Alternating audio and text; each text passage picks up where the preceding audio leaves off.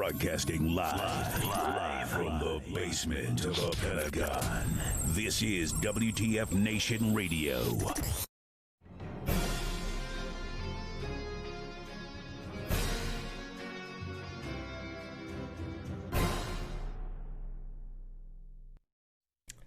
Welcome, one and all. Today is July 7th, 2020. This is episode 22 of Pop Culture Warrior, the show where I stay up to date on all the ins and outs of what's happening in pop culture so you don't have to. I am, as the box says, CQ, and the show's going to be a little bit different tonight. We're still going to talk about all the same stuff that we always talk about, but I don't have my co-pilot tonight. I am flying solo, sans radar tonight. He's off doing secret squirrel stuff like he's one to do. But that's all right. That means just tonight it's just me and you guys. It's just us. We are going to have a great intimate conversation, and we're going to talk about all the latest ins and outs of what's happening in pop culture. If you ever thought about calling into the show, tonight's the night to do it. I've got no one stopping me. I've got no one taking up the other half of the conversation. So why don't you call in and tell me what you think about what we're talking about, or bring up a topic of your own. I'd love to hear what you guys think about what's going on in the world in pop culture right now. So the lines will be open throughout the nights.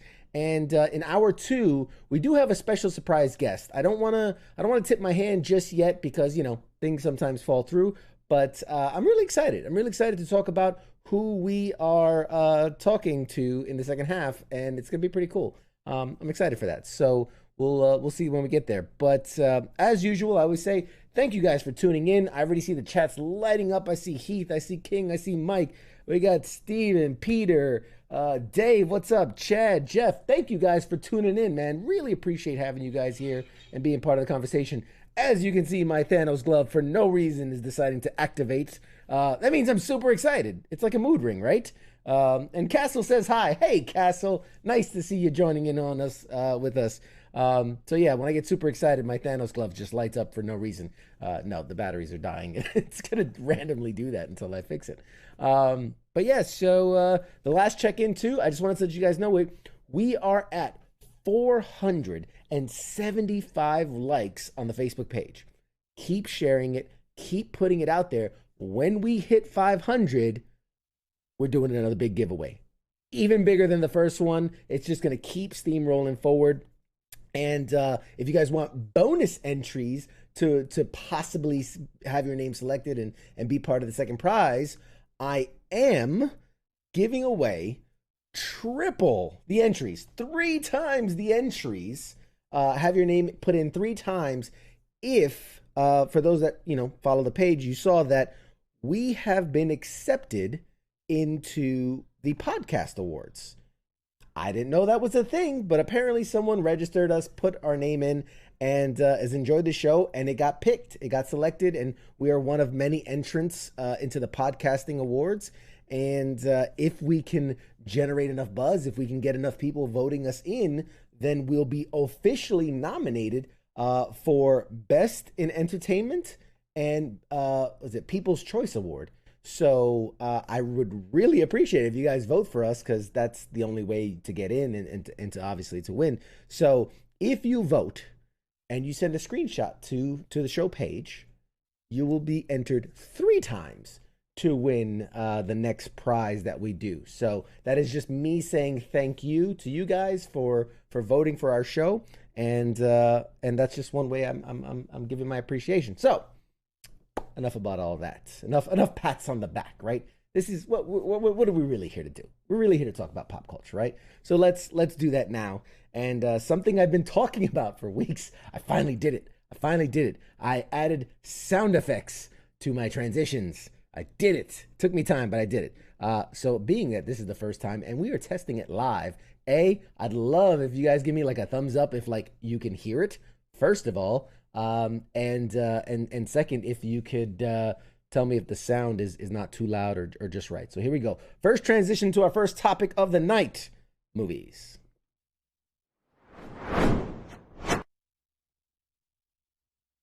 How was that? Was that good, guys? Was it good for you? It was great for me. Oh, it was amazing. And everybody, I see everybody's congratulations. So thank you so much. I really appreciate the congratulations. Heath says, send a link, my bro. See, if I had a co-pilot tonight, I would absolutely send a link your way. And Kama Boss says he heard it. Awesome. Thank you very much. I really appreciate it, guys. Yeah, I will definitely. Sounds great. Perfect, man. Thank you guys. Appreciate it. Thanks, Mike. So what I'll do is maybe during the break, or you know what, while I'm talking, I'll try to pull it up. I'm super multitasking today, guys, because yeah, I'm doing this a solo kind of guy right now. But here, bear with me 1 second, and I'm gonna try to live on air try to find this. Okay, there we go. I got it. All right, cool. I'm going to copy this and I'm going to drop it where you guys can see it. How about that? That was a great idea. I probably should have had this queued up. So thanks. Who was it? Heath. Thank you, Heath.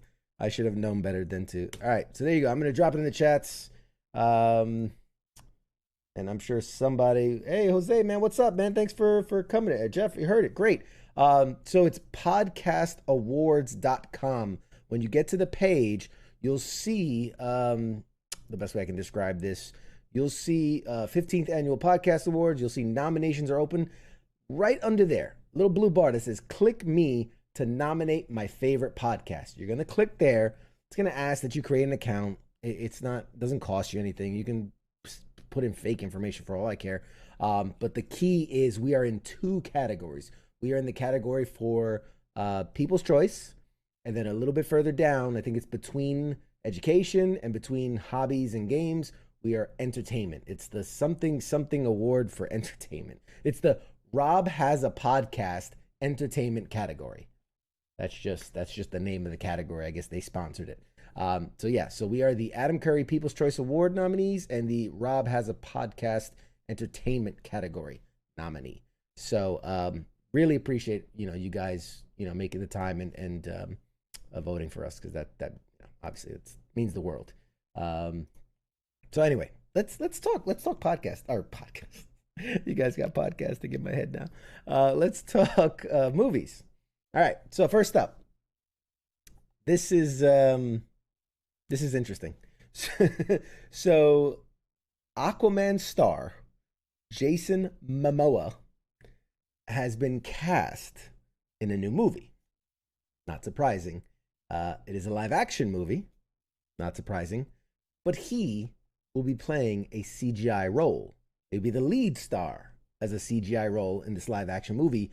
The movie is really the voice, because he's, voice acting for this role.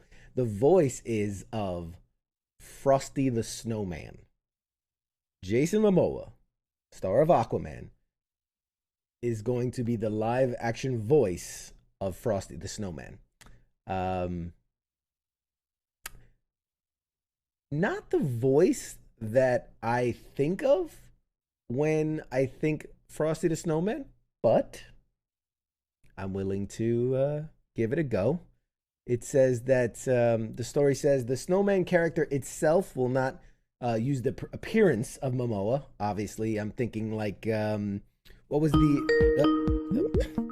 we're getting a call. Hang on. I'm not sure if you can hear that, but that is loud. Hello, you're on the air on Pop Culture Warrior. This is CQ. Who's this? Dave Wiener, what's up, man? Hey, Dave. I'm going to need you to turn down the show volume in the background because I can hear myself talking. Got you covered. Yeah, how's it going, Dave? Good, man. I figured I'd call it and help you. You're TCing with me tonight? You're going to co-host here a bit? Hey, if you're willing to have me. Yeah. I'll give my opinions on some weird movies. Hey, there you go. No, I appreciate it, man. I'm always happy to talk to a fan, a member of the audience, a member of the community. I appreciate it. So okay. Thanks, man. First topic is Jason Momoa, star of Aquaman, is the new voice for Frosty the Snowman. What do you think? I think it's going to be a funny character. I'm assuming it's an adult show because that's 8 o'clock, right? So I picture like Frosty kind of being like a like a old doobie smoker type one, or he's gonna be like a drunkard. I don't know. It'll be interesting. Yes. Like homeless the life, snowman, just like his characters are. I want snowman with dreads, a beard, a six pack. You know, I want him to look like Mamoa. I was thinking of, remember what was that movie, Jack Frost? Michael Keaton plays Jack Frost. He gets into an accident, he dies, and then comes back as this basically Frosty the Snowman. He becomes Jack Frost, this snowman character for his kid. You know, it kind of feels like something along those lines. So they might turn it an action movie. I mean, that's what he's known for, though, right? Even when he was on, like, you know, Stargate Atlantis, he's always been an action star. That's true. Minus Baywatch, but, you know. Well, I mean, he's always been an action star. That's true. I mean, obviously, you know, he's big for Game of Thrones and a bunch of other things, and obviously has a huge, you know, very good sense of humor. So, I mean, this could be him stretching his legs as far as, you know, showing like, I can be the family man guy. I can be the, you know, the all around lovable guy character, and not always the like heartthrob hunk action star. But maybe it is a more action packed Frosty the Snowman. I'd be either way. I'd be interested. One of the things that kind of triggered something to me is the fact that I think a lot of movie stars are trying to find new ways to display their talents given the COVID-19, because the only movies they can really create now is CGI movies. I mean, that's true. So from what I'm reading, it's live action across the board, and only his character is going to be CGI. Like only the lead character, possible like maybe like a I don't know, an extra character here or there, but that the idea is that very much like the Sonic the Hedgehog movie, where it's typically only one character being CGI'd. So that's what I have so far. Yeah, I'd be interested to see more details and what there's no real sense of what the overall feel of the movie is going to be, but yeah, I think that there's definitely room to explore the character and explore him as an actor. It does say that he's set to reprise his role as Aquaman, obviously, upcoming in another movie that they're going to showcase at the DC Fandom event on August 22nd, so we'll find out more about that. He's also lending his voice to the Aquaman character for the animated series that's headed to HBO Max, so he'll be doing the voice of that character.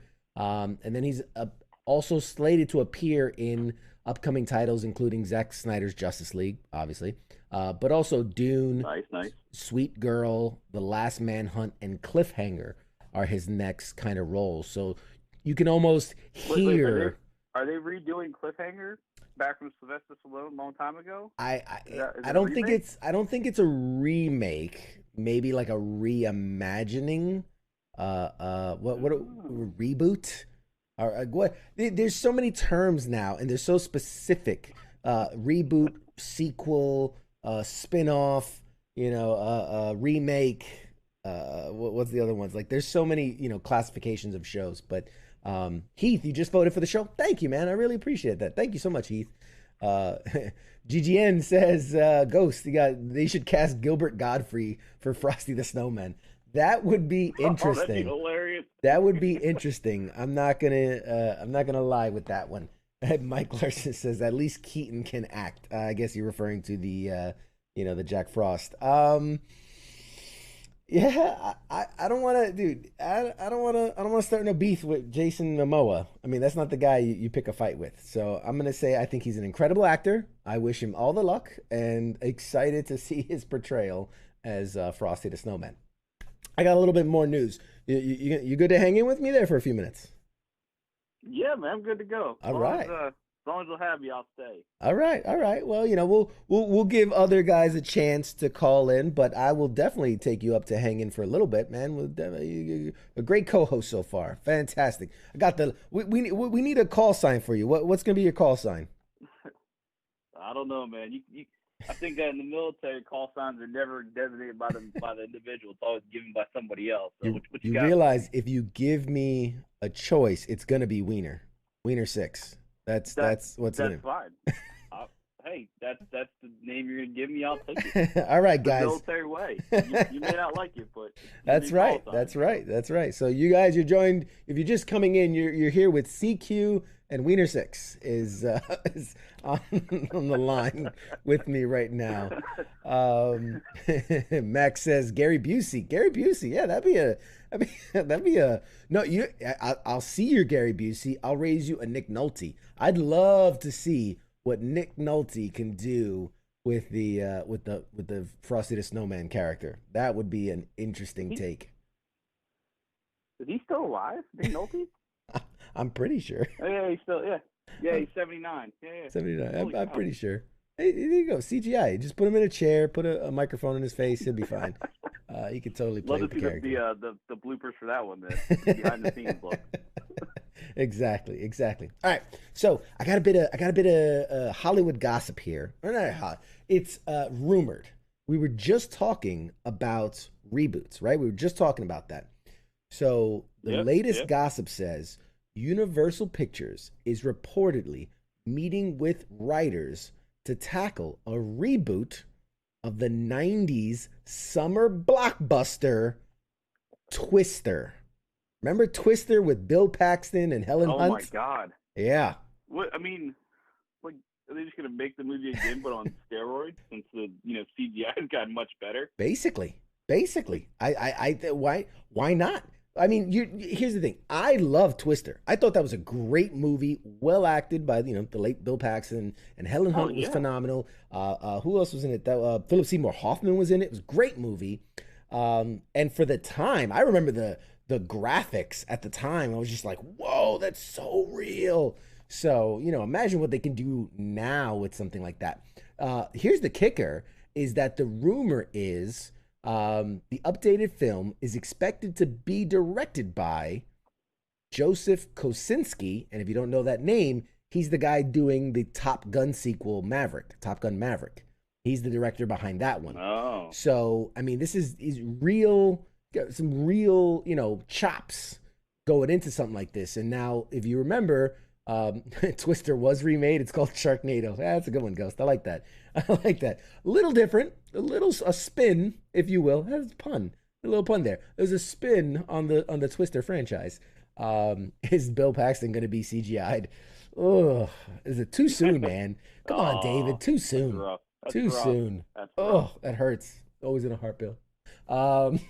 So the original film, which grossed almost $500 million worldwide at a time when that wasn't common. That was not common.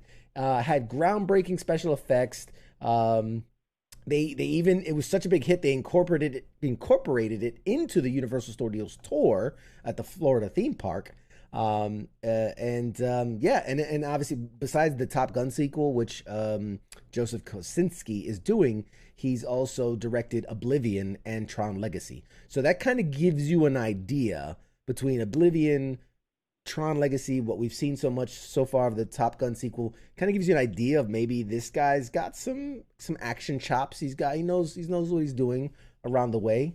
He says, I'd watch a Streets of Fire reboot, though the original is the greatest movie ever made. Streets of Fire, man. I haven't thought about that in a long time. I can't even think. I don't think I've seen that one yet. Oh. Was that from like the 90s? You're in for a treat. I'm not going to spoil it for you. We'll talk offline, man. I'm not going to spoil it. Look, Street, yeah. I'll put it on my to watch list. Yeah, your COVID watch. Mike says, I hate reboots. Never worthwhile or good. That would be a great exercise. Guys, in the chats, if you have an absolute favorite reboot, remake, maybe not sequel, because that's kind of it's the same thing, just again, more. So do you have a favorite reboot, remake, maybe even a spin-off, right? That's not part of the main franchise, but it's spinned off. I'd love to see it in the chats. I'd love to hear what you guys think about reboots and remakes. Mike made his point clear that he hates all reboots, never worthwhile or good. I don't know. I partially agree. Like, some reboots do suck, and I think Twister's gonna be one of those. The reason why is because I think the draw for Twister was about science, and it was about explaining how they look at tornadoes, right? and how that, of course, what are they going to talk about now? Like, I think that's why there's $500 million in sales, because I remember I was in, God, I'm old as dirt, right? So I was in high school, and it was like, go see that movie as part of, like, you know, a school project. You get credit for doing that. Right. So it's like, okay, now they explain what tornadoes are and how wind formation and stuff like that. But I'm not sure. I mean, the story was okay, but it was more about the science and the technology to figure out how they work. So I don't think Twister is going to do so well. I honestly don't. Yeah. Well, I mean, I think it'll be straight to HBO or some streaming channel. I don't think it'll do well in the theaters. Well, only time will see. Heath says the True Grit reboot is great, as good as the original, but in a better or different way. So, all right, there you go. We got run recommendation for True Grit. Peter in the comments says, do you guys remember the Rock movie? If you're talking about the Nick Cage, Sean Connery vehicle. Oh, yeah. Oh, man, that was a great movie. Great movie. Love the Rock. Love the Rock. That I could I see a sequel or reboot, a remake of the Rock? I guess, as long as if they're not trying to like just redo it, I think it could be great. Like if you come up with a new location, right? We did Alcatraz. Give me something. Oh, I don't even know. Trying to get into something. I almost thought like the Pentagon or the White House, but that almost comes off like National Treasure. I think they kind of did that kind of thing. I think the same storyline's kind of done anyways. I mean, it's you know, rebellion, military, capture something in the name of talking about the name of a better point, like to make things better, and then they go to get an escaped convict to help them. I think the story's been done a couple times. Yeah. So I don't know. I think the same storylines have been out there. It's just how they transform into their own. Yeah. What if you modern twist? Ready for this? Modern twist. Think like The Rock, but what about like the section in the States right now where they're like what's it called, Chaz or whatever, the locked off place where they're keeping police and people out of it or whatever. And then somehow they get like a dirty bomb in there or something, and now they have to send in freaking James Bond or was the Mission Impossible dude Ethan West or Ethan Hunt. There we go. Ethan West. Ethan Hunt. Yeah. Ethan Hunt has to go in and defuse the bomb inside Chaz or something like that. I don't know, like a today remake of The Rock. King says, does TMNT count? Does Teenage Mutant Ninja Turtles count as a reboot? I think it does, because if you're talking about the classic rubber suits TMNT, Teenage Mutant Ninja Turtles, and then you're talking about not really the animated series reboot, but you're talking about like the live CGI remake with Megan Fox and all of them. That definitely counts as a reboot. If you love those movies, then those were good. I don't think they were bad. The thing is, I don't think they were timely. I felt like this wasn't the time for it when they came out. I just remember feeling like, I don't know if they felt kind of dated. Like, oh, if this would have came out 5 or 10 years ago, it would have been great. But it just didn't feel fresh at the time. But they weren't bad. They weren't bad films, and the CGI was good. Family. You had to find. They're actually. Go ahead. I heard they're about to make a new TMT movie coming out. A new movie coming out soon, like 2023, 2024. Really? Is it? I heard they're gonna have Krang as the enemy or the foe that they fight. Yeah, with the Terrordome, the Terrordome, and from the whatever Nexus reality it was, or I forget, not the Phantom Zone. Yep. Something. But yeah, Jeff says Better Call Saul is a pretty excellent spinoff. I'd have to agree with you. Now we're talking movies, but I cannot argue. Better Call Saul is a phenomenal spinoff of what was Breaking Bad, because it's so different and yet so the same to what the original Breaking Bad was. That was a great spinoff. Not necessarily a reboot or remake, but an excellent choice for a spinoff of a show. And I feel like there was a lot of shows that could have had really good spinoffs. I feel like Dexter was a great show that you could have easily, with the right character, with the right narrative, you could have had a really good spinoff. But yeah, it's one of those things that wasn't meant to be. All right, one more story in the movie category. And it kind of put in the movie category, but it's kind of in between movies and kind of streaming. But it looks like Marvel's Loki and the Falcon and Winter Soldier shows that were slated for release. I think they were originally supposed to come, or Falcon and Winter Soldier was originally supposed to come out in August. Obviously, everything got shut down, and Loki soon after that. But they're looking at moving back to Pinewood Studios, which is in Atlanta, Georgia, to begin reshooting, getting back into production.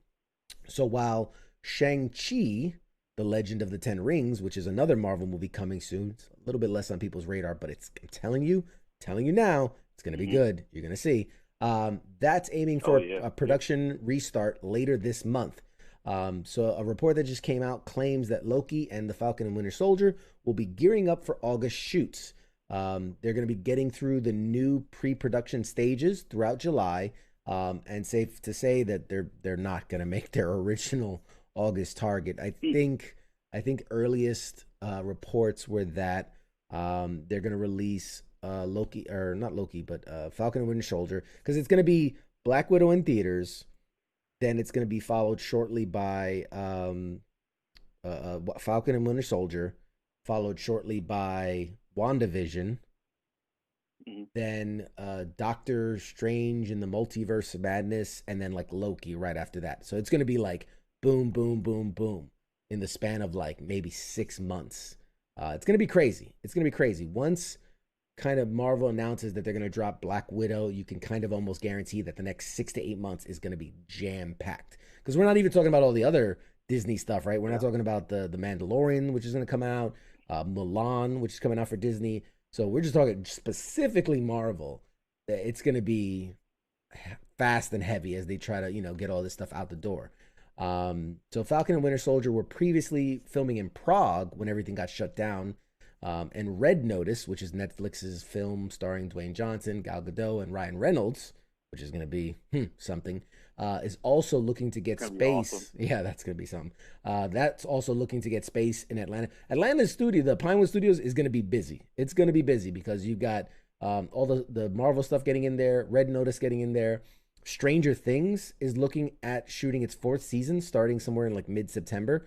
So that's going to be, getting in there. So they're going to be busy. They're gearing up to get back to work, and it's going to be busy. We are expecting to see Loki arrive on Disney Plus in 2021 with Winter Soldier and Falcon and WandaVision both planned tentatively to premiere before 2020 is out. So let's fingers crossed that we can hang in there and see that through. So. Whew, what do you think about all that, man? That's a lot of information to digest. I think the Marvel Studios has been amazing throughout the time, and I think that if everything keeps getting pushed back, I think they're going to keep the same timeline, because Marvel has always done an excellent job of that, even incorporating the Agents of S.H.I.E.L.D. on the TV show. They've incorporated aspects of that in there too. Yeah. I think both those shows are going to be awesome. Disney has put out some amazing shows, and I think that the graphics and the cinema quality is going to be that you'll see in a movie theater. As far as everything going to Atlanta, that's interesting, because I think Atlanta's going to turn into like the new Hollywood. Yeah. Right? Because all of California is shut down. Yeah. And Atlanta's open for business.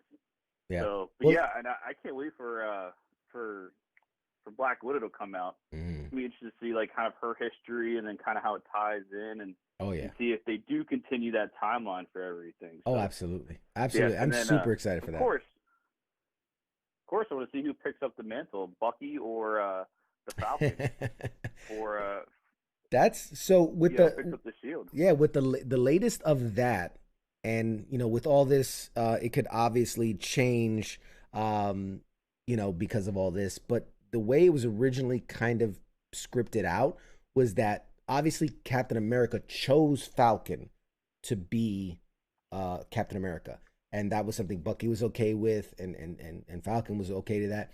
And talk about timely, but the idea going into that show was that just because Captain America chose him doesn't mean that like everybody was okay with it, and there was going to be some resistance Yeah. from like the people, from the government, that they're like, well, if there's going to be a new Captain America, we want to choose who it is.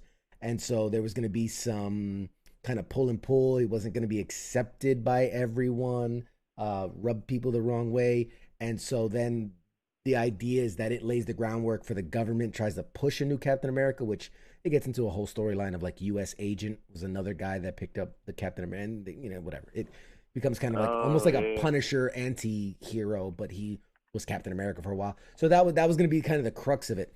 Given the political climate, I don't know if they decide to lean into that and say like, hey, we're pointing out that, you know, racism is still a thing and it's an issue, or they might want to go, let's change it now that we have the time. And I say go for it. I say, you know, it's the truth. It's the reality of what the situation is. I say lean into it, man. You're making it fantastical. It's a comic book series. It's you know, cartoony, but the idea is that, you know, it's you know, it's the reality. And it's something that Marvel has done so great, is kind of weave reality into this fictional place, and making it, you know, part of our culture today. So I definitely think that's a cool narrative. But yeah, I agree with you. I'm excited. Black Widow, I think it's gonna be phenomenal. It's for those that are like, well, you know, Black Widow's already dead. Why are we gonna go watch an old story about her? I think Marvel. Is she really dead? Yeah, she's dead. Oh no, she's dead. She's dead for sure. She's dead. Are you sure? 100%. 100%. Scarlett Johansson has basically said she's done. She's absolutely done. And don't get me wrong. You could return the ring. Yeah. Return the stone back. You can. He returned the stone and put everything back in place. So what true. happened to Black Widow there? That's true. But you know, there's no take backs. You can't take a soul back for a soul. No, but here's the thing: you could always write around like that she's not dead. But I'm just telling you right now, she is. And here's what I'm telling you: there's hints. There's very small hints. If you're a crazy fanatic like I am, there are very small hints that Black Widow the movie will tie into the Marvel universe more than you think. B, that it will have more of an impact than you think it would for such a side story.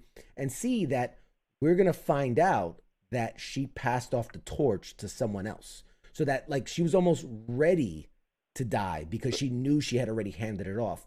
There's little hints and nods. Like if you go into that movie, right? She still had the red hair.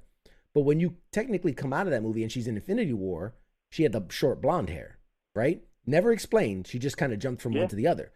Well, in this movie, we already know that there's a character, another Black Widow with short blonde hair. And we know because of stills of the screenshots from the trailers, she wore a very similar outfit to the one that Black Widow's sporting in Infinity War.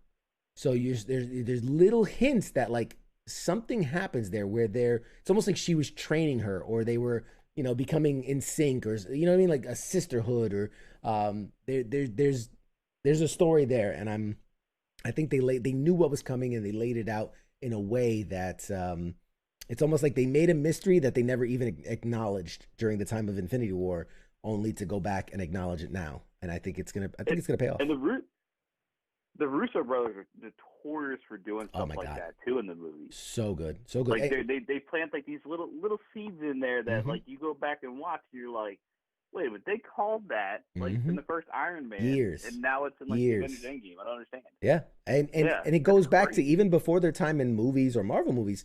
Back when they used to do Community, the TV show, that's a show you could watch it through and then go back and watch it and go, oh my God, they called their shot episodes ago, or they call a season before, they made a little comment here that didn't pay off for another season. So like they're used to this. They're used to that style of writing where they're foreshadowing and thinking ahead all the time. So that's really good. Well, Dave, I want to thank you for being part of the show this long. I really appreciate it. I'm gonna my pleasure, man. Thanks for having me, brother. Let me give you a second. Here, this is your opportunity. Thank you for calling in. Go ahead and plug anything you're working on, anything you want to plug. This you get 10 seconds. Go for it. Plug away. So I'm a video game streamer. I'm on Twitch under the call sign of Floridian. I Twitch. I stream on Friday, Saturday, Sunday, and Monday nights. Tune in Monday nights for the best one, which is where Wounded Project alumni all play together on Call of Duty. It's called Monday Night Mayhem. But yeah, just stop in the stream. Feel free. It's very interactive. But thanks again, CQ, for having me, man. I appreciate it. Thanks for putting up with me, brother. No, I appreciate you. Thank you for calling in. Thank you for being part of the show. I love your streams. I highly recommend everybody tune into the streams. He's a phenomenal Wounded Warrior, a good friend. And yeah, man, thanks for stopping by, bud. My pleasure, buddy. Take care, man. Take care. All right. That was awesome, man. That was so cool, man. Thank you, Dave, for calling in. See, this is what I love, man. I love getting to talk with you guys. You guys are the best. Let's so now the lines are open. I wanted to give a fair shot to anybody else that wanted to call in too. But I'm just going to keep going with the show as usual. So I'm going to switch us over to TV news. Awesome. Love it. Obviously the sound effects, the very much same. Eventually, I want to build in like unique sound effects so that like when it makes the sound, you go like, oh, that's TV news. I don't know, something different. But hey, Juan, Nathan, thanks for joining in, guys. Man, we appreciate you stopping by. Feel free to call the show. Once again, guys, we're taking calls. If there's anything pop culture you want to talk about, right now we're going to talk some TV news. But if there's anything you want to talk about or ask questions about or pick my brain or just make fun of me on air, I'm totally with it. We're going to have some fun tonight. So in TV news, I'm part of me is very excited for this, and part of me is like, why am I excited for this? But it was just announced that Beavis and Butt Head are coming back to our TV screens. Beavis and Butt Head. Yes, those guys. Those guys. I mean, I can't even remember the last time. Here you go. Boom. I can't even remember the last time I saw something Beavis and Butt Head. It might have been, what was it? Beavis and Butt Head Do America? I think was that the movie? But yeah, Beavis and freaking Butt Head are coming back. So Comedy Central and original series creator Mike Judge will be teaming up to relaunch the franchise with 2 new seasons and new spin-offs and specials. Holy crap, we got another call. Sorry, it scared the hell out of me. Hang on, we're gonna answer this call. Hey, this is CQ. Thanks for calling Pop Culture Warrior. Who's this? Hey, it's Mike. Hey, Mike, what's going on, buddy? Not much. I heard you were talking about Beavis and Butt Head. Beavis and freaking Butt Head. Are you kidding me with this? Classic. What? Simpsons, Beavis and Butt Head, awesome. Right? Like what year are we in? We're talking about Twister. We're talking about Beavis and Butt Head. Like what year is this? What's going on? Are we just rebooting the 90s? Is that like after 2020 it just the clock rolls back and it's like 1991? Like is that what's happening? We're gonna have a bunch of Steven Seagal movies. I want classic Sylvester Stallone. I want Schwarzenegger. I want all of it. Got that Demolition Man. That's right. Demolition Man's coming back. That's right. Jesus Christ. Oh man. Oh, Swayze's dead. I was going to say some freaking Swayze movies. But I can't do that. Anyways. Swayze. Keanu Reeves, fucking Bill and Ted. Yeah. Bill and Ted. Wow. It really is just like, we're going to party like it's 1999 all over again. Right? So Irish, hey, what's up, Irish? Irish says, has anyone watched the Warrior Nun show on Netflix? I haven't. I've heard things about it. I've wanted to see it. Okay, yeah. I don't know. Yeah. Kind of weird. I definitely, I've seen it. And just bored. And I'm catching up on Community. So after that, maybe I'll check out Warrior Nun. There you go. Community's a classic. So here you go. Here's the story behind this. So they've announced they're starting with 2 seasons. They've already been greenlit for 2 seasons. New spin-offs, which haven't been identified, and a special. So Judge will write, produce, voice the show. It's going to have the duo entering a whole new Gen Z world that the network says are relatable to fans of the original show and those who have never got a chance to experience it. So there's no word on when the series will debut on the network, but they couldn't be more thrilled about having it as part of the Comedy Central family. So McCarthy, who oversees Viacom, CBS Entertainment, and Youth Group as president, says, We are thrilled to be working with Mike Judge and the great team at 3 Arts again as we double down on adult animation at Comedy Central. Beavis and Butt Head were a defining voice of a generation, and we can't wait to watch as they navigate the treacherous waters of a world light years from their own. Since Beavis and Butt Head, he's gone on to do other hit shows like King of the Hill, Office Space, Silicon Valley, but this is his return to kind of the series that put him on the map. And he's quoted as saying, "It seemed like the right time to get stupid again." What a great freaking quote. To remind you guys, Beavis and Butt Head launched in 1993 as a staple of MTV. 1993. That's how far we are removed. Damn near 30 years by the time these guys hit the air, probably. Yeah.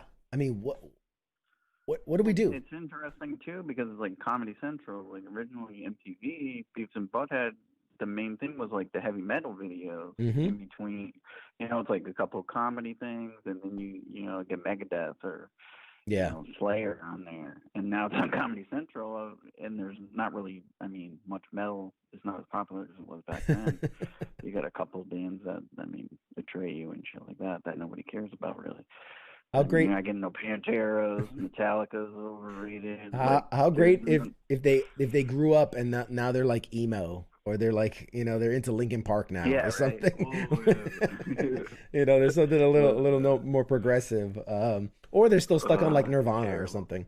No, their start was very much like The Simpsons. People forget that The Simpsons, before it was a show, was kind of like these little skits that were, it was like, what was it, like the Tracy Ullman show or something like that? But Tracy Ullman, yeah, they were little skits in between the segments, very much the way Beavis and Butt Head started as little skits between, you know, rock and metal music, and then eventually led on to their own show. But yeah, like that's Heath says he was in Bragg in '93. There you go. That's when Beavis and Butt Head launched. It was in '93. So yeah, I mean that's crazy. That's crazy. If you would have told me, like, pick a show that you think is going to come back, I mean, I don't even think I would have ever thought of Beavis and Butt Head. Like, it just seems... I think it's a great opportunity, and people are dumber than ever now. Why not have, like, the two dumbest people? Like, you can have them eating Tide Pods and shit on the show. Oh, my God. Like, oh, I did that. That was fantastic. Yeah, I remember I did that last week. Do you think one of them wears a MAGA hat in this show? Yeah, right. Yeah. Oh, let's go vote, guys. Who we're gonna vote for? That's good. Come on with a bunch of shit like that, you know? Like, yeah. Let's have a coronavirus party. Like, oh, yeah. Whoever wins gets the jackpot. I definitely think. Tigers and shit. Oh my God! If they do like a show within a show where they like do their own version of Tiger King.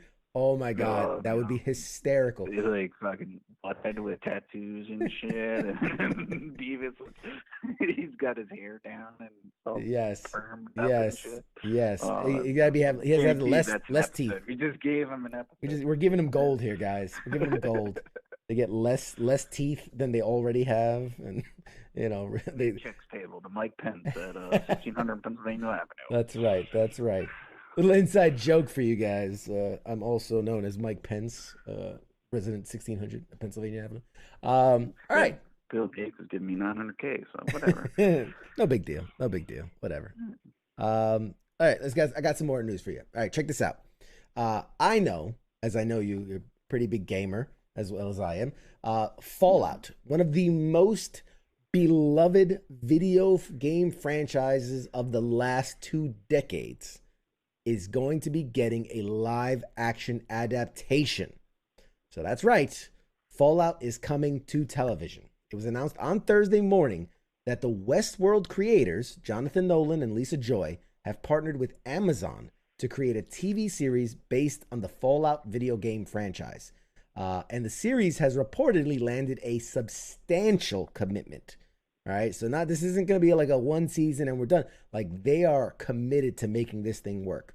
So there's no release date set yet, but Variety did share details with what the fans can expect. The creative team is hoping to bring the harshness of the wasteland set against the previous generation's utopian idea of a better world through nuclear energy. to the show, while also adding in some moments of ironic humor and B-movie nuclear fantasies. Obviously the biggest hits of Fallout were Fallout 3, Fallout 4, which took place in Washington, D.C. and Boston, respectively. But really, the series could take place somewhere completely new, not visit characters or locations that we've ever met, and could, it could be Fallout, whatever, Seattle. We could do Seattle, and then but it's still based in that world. So what do you think? Are you a fan of the game? And what do you think about the soon-to-be TV series? Yeah, I love the game. I mean, it's classic. It's great. If any game could be a successful TV show, I think it would be Fallout. Especially, The Walking Dead is popular. It's kind of like a sci-fi Walking Dead. Deal, Post-apocalypse is hot. It'd be really good. Yeah. Post-apocalypse is hot right now. Between Walking Dead, games like The Last of Us, obviously Fallout, like, The 100, like there's so many series that says that on face value, on the surface, says this should be a smash. It should be a runaway success. Yeah, easily. I mean, especially with the Westworld team, I mean, that's a great show. I mean, a little slow at the beginning, but like the ideas and how they took it, it was great. I mean, I think they'll do a great job. Yep, that's the key right there. We got some comments coming in from our last segment about Beavis and Butt Head. We got Stefan says, imagine them watching videos on SoundCloud or watching whatever mumble rappers and them like their take on mumble raps. I think that would be hilarious. I think Beavis and Butt Head would. Oh my God, that'd be so funny. And Dave says Tide Pods would be fun to watch them do. And also, he said Fallout. That's gonna be awesome. Yes, I agree with you. Heath says they could film Fallout in Jackson, Mississippi, and save a ton on special effects. Oh, damn! Coming in hot like with the comments. Maybe in Alabama. I mean, I'm not gonna disagree. I mean, you said it. I'm just reading the comments. I'm not liable.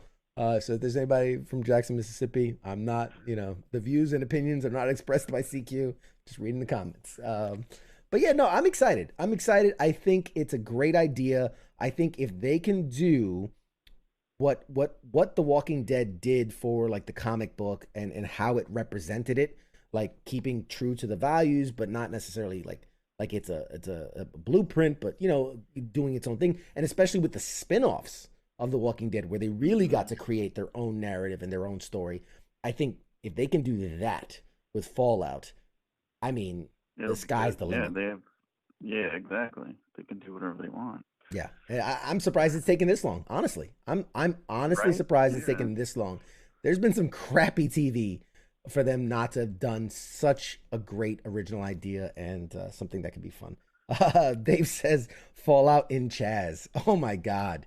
Oh man, talk about today's climate. Yes, the I can see the storyline. It's 100 years later. The nation of Chaz slowly took over until it just kind of fell in on itself, and now it's the wasteland. And oh man, that would be hilarious. I think that's funny.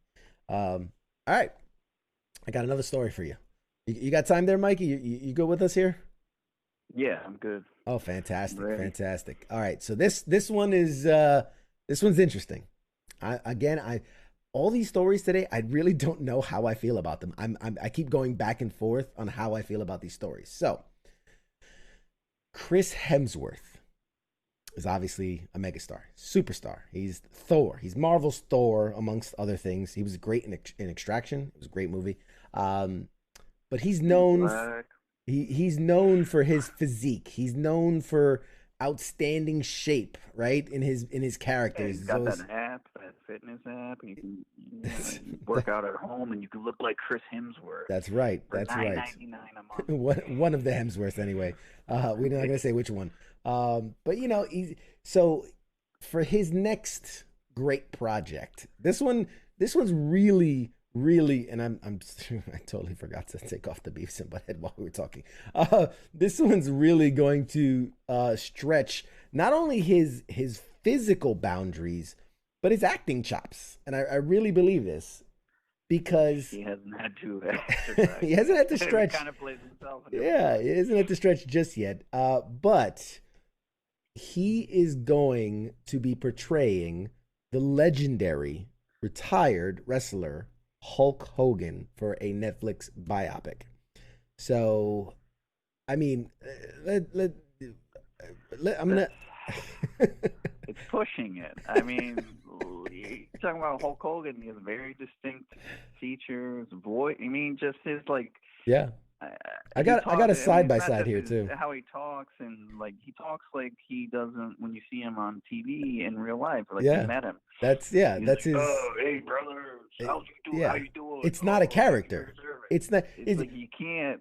I can't see Australian ass fucking Chris Hemsworth doing anything close to that. I mean, am I excited to see him try? Do I think he'll succeed at it? Hell no, I don't think he will. Hulk Hogan, for those that don't know, it's not a character. That's who he is. I think at one point it was a character, and just over the years, enough shots to the head, and that just ran with it. It became who, like, his identity just got washed away. Very much 17 like concussions. 17 in a week, maybe. Very much. We both met Stan Lee, and like that's who you get. Like there is no Stan Lee on, Stan Lee off. Like you meet Stan Lee, that's who he is. He's always on, and I feel like Hulk Hogan's one of those guys where he's just. There is no character anymore. It's just him. So I agree with you. The mannerisms, obviously I've got a side by side here. Physique, I think he can get pretty close. I think with the right, buffing and whatnot. So here, real quick, I don't know. Take years of steroids to get that and he'll get the balding too. So here, speaking with Total Film, Hemsworth explained that he's packing on the pounds for his new role. He weighed at about 220 while he was working on the Thor movies, which obviously he achieved through a lot of clean protein and few carbs, lots of fruits and vegetables. Now, Hulk Hogan is 6'7" and his listed weight at the time of him wrestling was 302 pounds. And he always obviously bragged about his 24-inch pythons. So I mean, really, there's no way he's going to get to 300 pounds. There's just, that's not his body. I mean, he'll get close, I'm sure. They'll do lots of stuff. But, there's also, besides just the physical transformation, Hemsworth is really going to have to capture kind of, and we were just talking about this, the essence of a Hulk Hogan. The mustache, easy. The bandana's easy. That's all easy. But having to focus on the aspects, the accent. Yeah, we don't realize, but there's an accent there. It's very American, but it's an accent. It's his accent. And for someone like Chris Hemsworth, who hasn't really played a lot of American, Ghost says give him a chance. I'm not saying he can't do it. I absolutely think he'll do his best. His biggest stretch was, in Thor, when he's, the Avengers 2, when he's the fat Thor. Like, that's his most advanced acting you've seen him do. Like, okay. I've seen him. Do you not remember Red Dawn? Remember, was it Red Dawn? Yeah. When I don't watch reboots. They're fucking terrible. You can't remake Red Dawn. It's a classic. Okay. You bring that up on the Okay, not Red Dawn.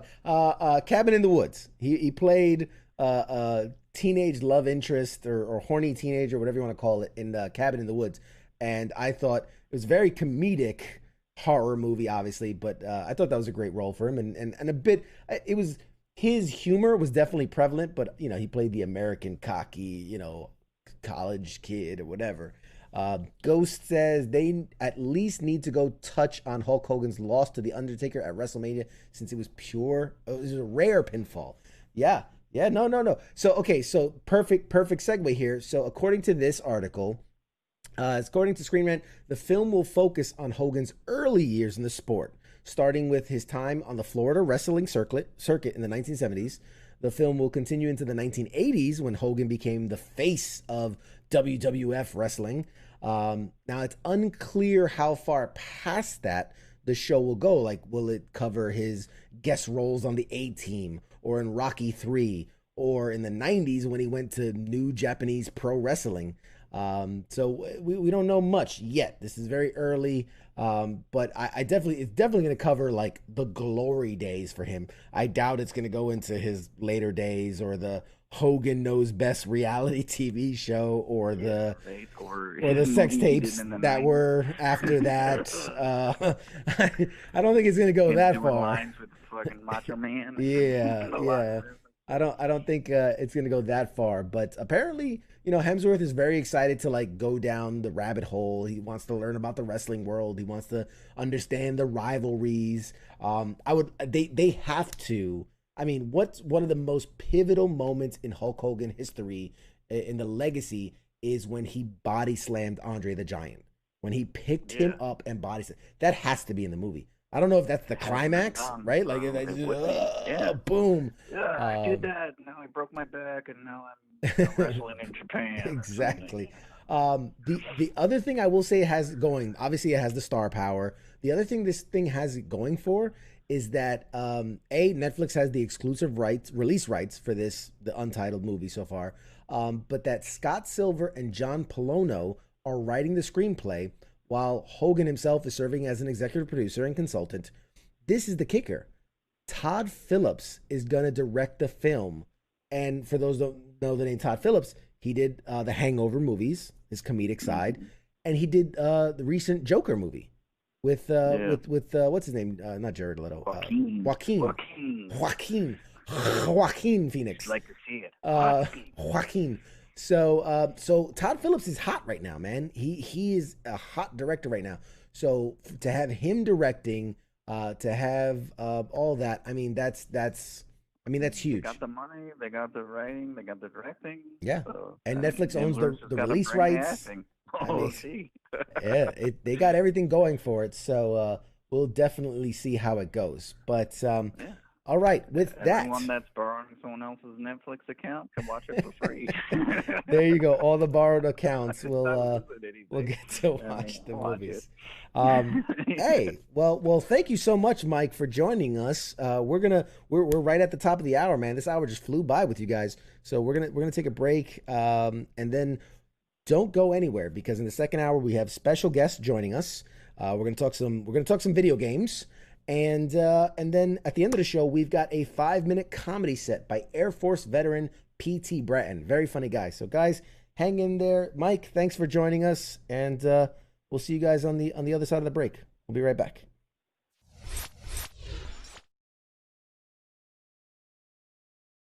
You're listening to the sounds of WTF Nation Radio.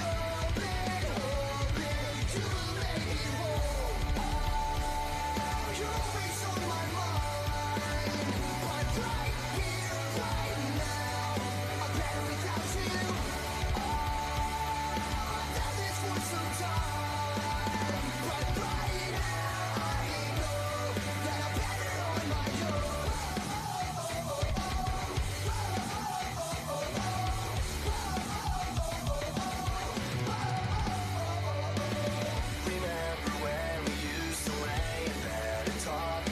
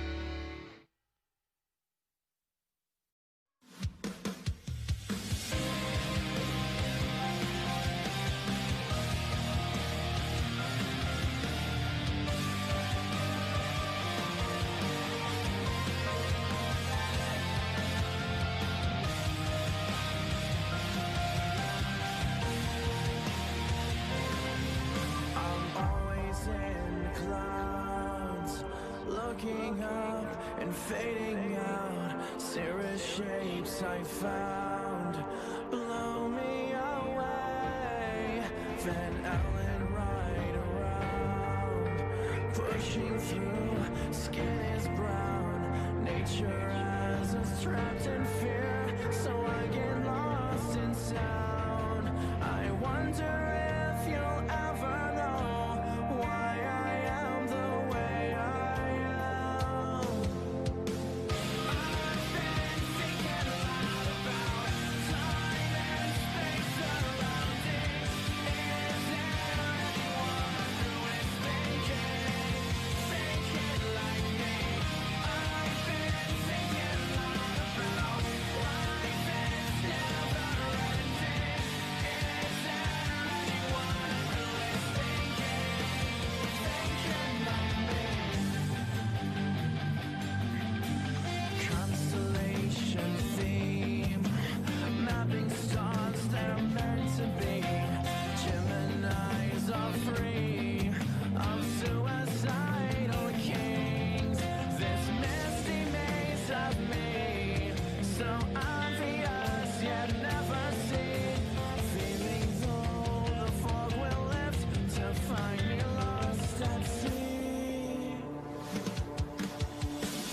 I've been thinking a lot about time and space surrounding.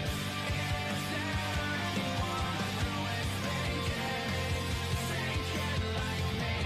I've been thinking a lot about life is never ending. Is there anyone who is thinking like me? Myself and I am so lost in beautiful, far away from life. But I want you as a whole, feeling to be mine. Oh, I just don't get it. When will your heart beat with my mind? I've been thinking a lot. I've been thinking a lot about time and space surrounding. Is there anyone who is thinking like me? I've been thinking a lot about life is never ending. Is there anyone who is thinking like me?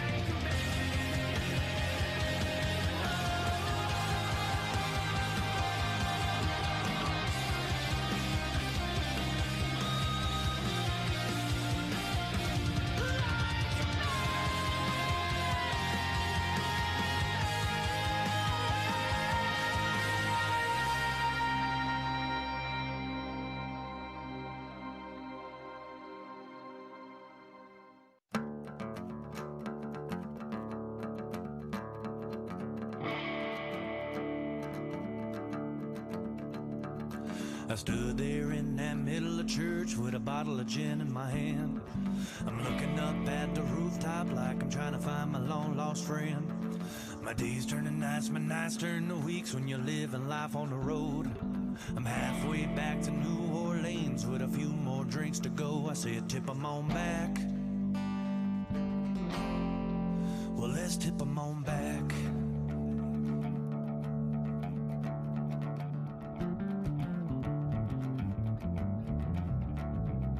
I finally made it back to Bourbon Street, picking some of them old night bars, hoping I could find myself playing music on my guitar. Boy, the kid around, they all shouted out as the drinks began to flow. I pulled out that old guitar, then I showed them how to do-si-do. I said, tip 'em on back.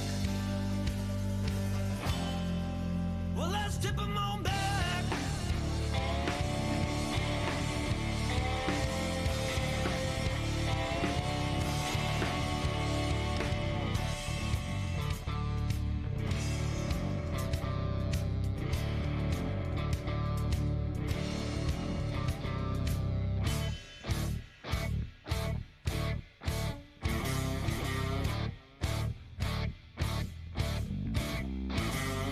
I stood there church with a bottle of gin in my hand.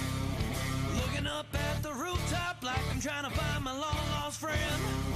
Days turn to nights, but nights turn to weeks when you live a life on the road. Halfway back to New Orleans with a few more drinks to go. I said, tip 'em on back. Well, let's tip 'em on back.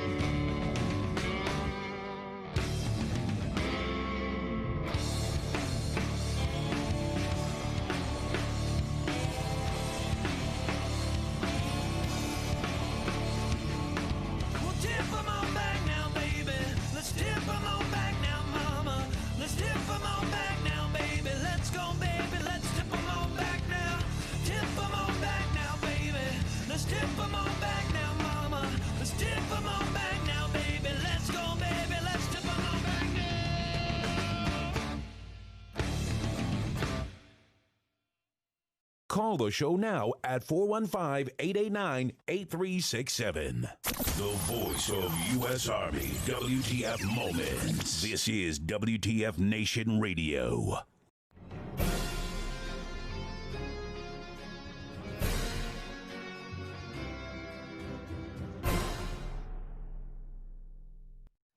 Hey guys, welcome back. This is hour 2 of Pop Culture Warrior. I have, as always, MCQ.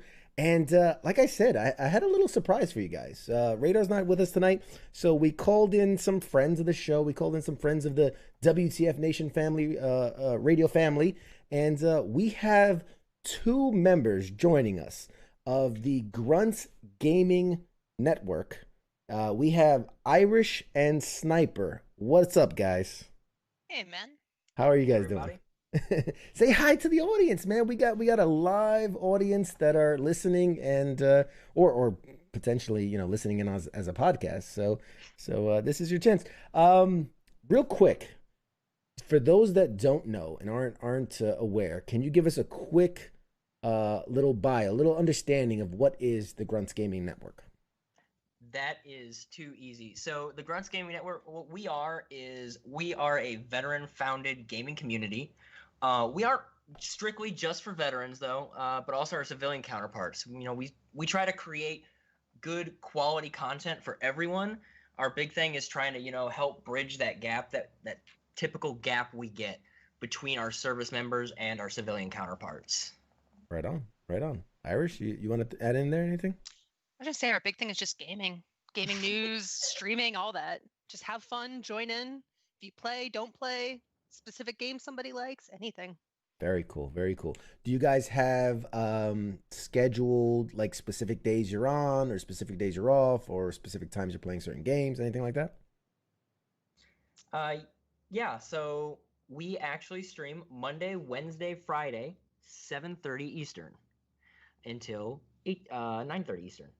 And we have numerous different streamers and co-hosts and varying games. Sometimes we'll have streams on our off days as well, depending on who's available. So right, it's a mix of it all. It's very much like what we do here at the radio station. It's the focus is gaming versus, obviously I'm the pop culture show, but we have military politics and all the old people stuff. And I'm with the cool kids. I'm one of the young cool kids. You're the cool kid? Yeah. You sure? When you say I'm the cool kid, it's really dating. I think that dates it right there. Yeah. No cool kid has ever said I'm one of the cool kids. How are you doing, fellow gamer? Yeah, he says, hey guys. All right, great. So while we have you guys here, and I posted this up on our Pop Culture Warrior Facebook page, which first, let me just, because it's the top of the hour, real quick, if you don't mind, let me just do your thing, man. little pat on the old back, a little promo for the self. Guys, if you haven't liked the Pop Culture Facebook page, please do. You're in it to win it, man. If you like the page, we do a big, massive giveaway every 250 likes.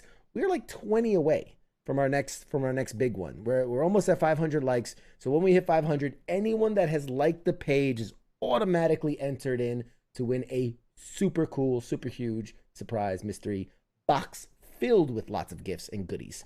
The second thing is, as it was announced last week, we have been nominated or are to be nominated for two podcast awards, Best in Entertainment and People's Choice. And the only way for us to be fully inducted and nominated and to possibly win is we need your votes. We need you guys to vote to give us a chance to officially be nominated and to possibly win the award. I feel like we have the community to do it, and I'm calling on you. And if you screen grab your entry nomination, right, you go on the site, it's podcastawards.com. You go on there, enter us as your choice for People's Choice and for Best in Entertainment. Then you screen grab that, send it to me on the page, and I will, at the next giveaway, you get 3 entries to win. Ooh, so you better than the one-on-one chance. You'll be 3-1 favorited to win the prize when we do the big giveaway. So that's my promise to you guys. Thank you so much for giving me that opportunity. Now, as I posted up on the page earlier today, our friends at the Grunts Gaming Network are having a little tournament. Guys, would you talk to us a little bit? I'm gonna put up. In fact, I'm gonna do real quick. I'm gonna do a swipe over to our gaming section. Oh man. There it is. And I'm going to go ahead and pull up our little graphic here, and I want you guys to walk us through it. Tell us about the tournament coming up. So we actually had a tournament back in May, and it was a 1v1, and everyone recommended they really wanted a 2v2. So what we're doing is it's going to be 2v2 COD. We have maps set up for each round, so it kind of gives it more feeling and fun, so everyone's not bored. Weapons and everything are set, so everyone's running the same thing. And then it's going to be 31 July, 7:30 p.m. Eastern, 2v2 Elim, like I said. Grunts Gaming Network will be hosting it. We have a sign-up page where if you're by yourself and you don't have someone to play with, you can sign up on your own, and we'll try to pair you with someone. And you can kind of try out and see if it works with them. If you have a buddy, sign up together. You can make your name, do all that cool stuff, join in our Discord and hang out and play as well. And then what else am I missing? Oh, prizes. So right now we haven't fully established everything. We do have a company that is sponsoring us, which is Hoist, and they are amazing. They how do I explain Hoist? They are a sports drink that one of 3, I believe, that has been approved by DOD. And from my understanding, they are amazing. I have not tried them yet, but I am looking forward to it. And then is one of the prizes, is one of the prizes like a lifetime supply of Hoist? A lifetime supply. I don't think it's about $25 a case. I don't think they'd be okay with that. Your heart will explode after one case, but yes, go ahead. And you will be the most hydrated person. Yeah, in the you world. will be. They joke it's IV, or say rather that it's IV level hydration. So supposedly it is amazing. I'm looking forward to trying it. Right on. But yeah, man, I'm looking forward to seeing everyone join in, and hopefully everyone just joins and has fun. That's what we're here for. Enjoy gaming and meet some people and all that good stuff. Right on, right on. And July 31st is a Friday for those of you who don't Friday. have your calendar ready. One of our normal stream days. Yeah, I'm absolutely. You guys came here. I'm entering the tournament. I'm gonna be in there. Oh, heck yeah, man. I'm gonna. We'll figure it out. I don't know if I'll get my typical co-host is Radar. I don't know if we'll get him. We'll do a Pop Culture Warrior team, or maybe somebody from the audience I can team up with, and we'll go at him. I mean, I'm not gonna tout my own skills, but I know my way around Call of Duty here and there. I've played a Call of Duty or two in my time. Once upon a time. Be careful. You'll break something. That's right. I've patted myself so hard I might throw a hip. Yeah, you're really showing your age. I did also forget to say it's free to enter too. Oh, So yeah. I know a lot of people are strapped on cash right now. Come in, have a chance to win some stuff too. That's fantastic. That's absolutely fantastic. And maybe maybe we can chat offline. I don't know. Maybe there's a way I can throw in something to sweeten the pot. I don't know. I've Hey, man, collected. we're always for it. I've collected a lot of, as my wife says, junk in my time, but I'm a big collector of things. So nobody asked for the Captain America shield in the background. No, that doesn't. No, That doesn't work. that doesn't leave the wall. Darn it. That doesn't So leave close, the wall. But all right, so yeah, so the tournament's July 31st. It starts at 7:30 Eastern. It's free to enter. It's 2v2. This is such a cool thing you guys are doing. I'm excited to participate. I'm gonna make the time. I'm gonna be there. And I hope listeners, guys, you're out there. You're gonna watch. And yeah, so that's awesome. We've talked about Grunts Gaming Network. We've talked about the tournament. Is there anything else you guys want to plug? If you're okay to hang around, I'd love to discuss today's game news with you guys. Oh yeah, we're definitely down. And I'm actually right now, just to make it easier for anyone that's wondering, I am posting in the comments the sign up site, Perfect. and that holds all of the information as well. So if anyone wants to kind of review it and all that good stuff. Fantastic. Even better. What I'll do is I think I posted about it on the page, but yeah, we'll keep it running. We'll keep promoting it out there. But yeah, so okay. Anything I'll give, this is your chance, guys. Do you want to plug anything, any of your streams or anything else you want to plug before we get into some news? Nah, you pretty I much can't think of got anything, man. Yeah. right off the top of the head, man. Perfect. Hey, I've given you all I can give you. Let's talk some gaming news. All right, let me What you got? get this further. I'm gonna get this off the screen first of all. There we go. So, we talked about the tournament. Oh, right. Okay, here we go. So, for those that know gaming, you guys are comfortable around gaming. We know that this holiday season, we are getting the next generation of consoles. We're getting the Xbox Series X. We're getting the PlayStation 5, the PS5, multiple versions, as sources have said. We're gonna start real easy. You guys more Xbox, you more PlayStation? Where's your comfort zone? Ooh. Honestly, so my console of choice growing up was probably, I remember my Xbox 360 very well. I played on that console for many, many hours. I am still to this day an Xbox fan, even though I'll never hear the end of PlayStation's better. It is better. I The never hear the end of exclusives, it. man. The exclusives. You I can't pass them. you know what? I will. So I'm a big Naughty Dog fan now, so bro, you know. Naughty Dog. Yeah, Naughty Dog's where it's at. So I also in the audience, those as we've talked about this many times, I grew up and I had all the systems. Like that was kind of my thing, is I had every system that came out. Now I am very much like Sniper. I lean towards Xbox, and I've always leaned towards Xbox. For me, it's a comfort thing. The online was better. The controller felt more natural to me. The placement of the thumbsticks and whatnot. But PlayStation had its place, right? It had free online services, and when it wasn't being hacked and exploited constantly. Oh man, that was so bad. But the exclusives were good. I mean, I think back to the Metal Gear series. I think back to Uncharted. Obviously, The Last of Us is a good one. It kills me. I didn't get like the PS4. That's kind of where I stopped with PlayStation. But it kills me. I'm a huge Spider-Man fan.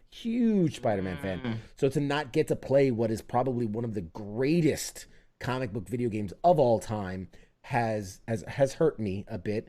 And then we're getting some Master Race comments out there for PC, of course. I can't forget PC. And so, but yeah, like, I mean, for every exclusive that PlayStation has, I mean, Microsoft's got a pretty good exclusive. We got the Halo series, and we got other series out there, like that. But yes, PlayStation does have a long catalog, right? I mean, they had 2 generations before Microsoft even hit the street. So with the system. But And that old PS1. yeah, Anybody remember Armored Core? Armored Core, yeah, for sure. I still have my Super Nintendo in my closet. Oh And yeah. 64 is still in there. Like, it still works too. It may rattle, but that thing still works. All right. It doesn't like reading those the discs Because remember how old PlayStations used to have the two different discs? Oh yeah. How you I had used to have to the turn mine upside down to get it to work. Nice. Yeah, see, Mike on the chat says Gears, man. You can't forget Gears of War. That's a oh that's a yeah. classic, you know. We got 22. We got there's a bunch of stuff. But okay, so obviously, you know, we're talking about this upcoming holiday season, right? The next generation's gonna hit us. The thing that we've seen specs, and first let me get your take on this, because this is something, this isn't really news, but I want to get your guys' take on this, because obviously I'm hearing, oh, one is better, right, because of the exclusive and things. For the longest time, PlayStation always had the leg to stand on, that no matter what, they both have exclusives, right? They both play the same games and then also have their own exclusives, but PlayStation always had the leg to stand on, that we're more powerful, our graphics are better. You know, like that was the pushing point. Our technology is superior to what Xbox is producing in every iteration. Now, for the first time, when you really stack the specs side by side, Xbox has the better console. It has the more powerful console. It has the bigger, is more spacious, in all that. Like it really is, by looks, by on paper, it is the more powerful machine. What do you guys feel about this turnabout where PlayStation has always led the way, and now maybe they don't? Well, I think what's happened there is Microsoft has realized how much PC has really been pushing, because Pete, that's always been one of the big arguments for the whole, you know, the PC master race thing, is simply just the amount of brute power you can push through it. I think what Xbox and Microsoft have figured out to do is just basically build a PC, stick it in a tiny in like a micro ATX case, and brand it as the new Xbox. Right. I mean, that's basically when the first images came out. It's a tower. That's just what it is. It's a PC tower, you know, with all the components in it. No, absolutely. Everybody's posting in the comments about, I miss my old Panasonic 3DO. Let me tell you something. The 3DO, that was the shit. I fucking loved the 3DO. I remember playing what was like Sewer Shark, Night Trap. Was that the Sega? No, it was the Sega 3DO. Yeah, that was the 3DO. Yeah, anyway, but it was great. Mike is asking about Batman being shopped around. You know what? We'll talk about that. We'll get to that. I got a little bit of Batman news. We'll talk about in a little bit. Hold on to that. I got some for you too. Yeah, we got. I got something for you. Yeah, the PS5. Okay. We talked about that. I was curious because, you know, that is a very you know, it was the old saying that turnabout is fair play, right? So PlayStation has had the leg up. Now I feel like for the first time ever, PlayStation is trying to do something more radical. You know, maybe they feel the dynamic is shifting. Maybe they feel like the power dynamic is going more towards Xbox, and so they felt like, you know what, we have to do something more drastic, because this, I mean, you guys have seen the pictures, I'm sure, of the PlayStation 5. This is, The router, yeah, we've seen that. Like, wow, this is, if nothing else, it is a brave step towards something new and, you know, different. So I'm curious to see how that plays out. But anyway, the reason I bring all this up is we've now seen what the systems look like. We've seen the controllers. We've seen the specs of the hardware, and Xbox did a little showcase of third-party games that didn't go over very well. And then PlayStation had their big press conference where they showed a lot of the stuff. So Xbox has just announced that it's going to do a showcase of specific Xbox Series X games, including their first-party titles. And it's going to be broadcast July 23rd. So this live stream will begin 9 a.m. Pacific, 12 p.m. Eastern. We know the showcase will be game-focused, and it will include the showings of new games like Double Fine, Ninja Theory, and Obsidian. And we know that the show will also include Halo Infinite. Recent rumors have also centered around the possibility of reveals for Fable 4, a new Perfect Dark. That's going. That's an old one. That brings back memories. There you go. That's gonna ring some old bells. The hopes to seeing the much rumored Xbox Series X may have been maybe disappointed, right? That was the idea, is that we've only been told about the Series X, but that there's a lot of rumors that there's going to be a lower tier version, much kind of like the PlayStation doing, but there'll be a different version called the Series X or Series S. We haven't seen anything yet. There's possibility that maybe it gets announced a little later, but we're not sure yet. Xbox, like I said, previously held a third-party focused showcase back in May, which revealed the likes of Scorn, Second Extinction, lots more. A lot of people weren't happy with how it played out, and Microsoft, to their credit, recognized it, saying like, "Look, we set some wrong expectations." So hopefully, this new showcase learns from the mistakes of the first one, and it's a killer showcase for Xbox. But yeah, mark your calendars, July 23rd. We're gonna get to see some new Xbox stuff. You guys excited for that? Good content right now. Yeah. That's what we need, man. That's what this show's about. Is like Some good, man. we just need some good news, right? 2020. Let's just be honest. It's been a shitstorm. Like, we need some good. I've got some good Xbox news for you. Oh, lay it on me. About the One X. Have you heard about their smart delivery initiative? Smart delivery initiative. I don't Yes. believe I have. So the Smart Delivery Initiative is a service basically on the One X that allows consumers, you're able to purchase a cross-generation game once on either the Xbox One or the Series X. So say you get Halo Infinite for your Xbox One during Christmas or something, and then you decide, you want to upgrade and get the new Series X. It is actually free to upgrade your game to the Series X version of the game. Completely free. They've actually announced a couple of games of doing that, like FIFA 21, Cyberpunk 2077. The Tony Hawk. Destiny I heard that 2. Tony Hawk was going to get that Man, as well. I'm so excited for Tony Hawk. The new Assassin's Creed coming out, Assassin's Creed Valhalla. They're all doing this free of charge. That's and awesome. Part of this initiative is that Microsoft isn't allowing people to do like DLC type things where you have to like make a DLC purchase to be able to do this. They're not allowed to do that. Developers aren't allowed to do that across the board. So it's either you have to sell entire new copies or you have to use their initiative. Okay. And use their upgrade initiative. That's It's a very, very nice quality of life improvement.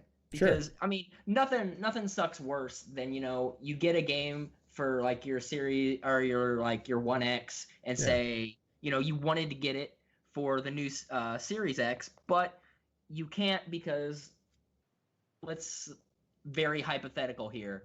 Say the Series X gets delayed. Right. Well, that would kind of suck. Yeah. You want to play this game. It's all the rage.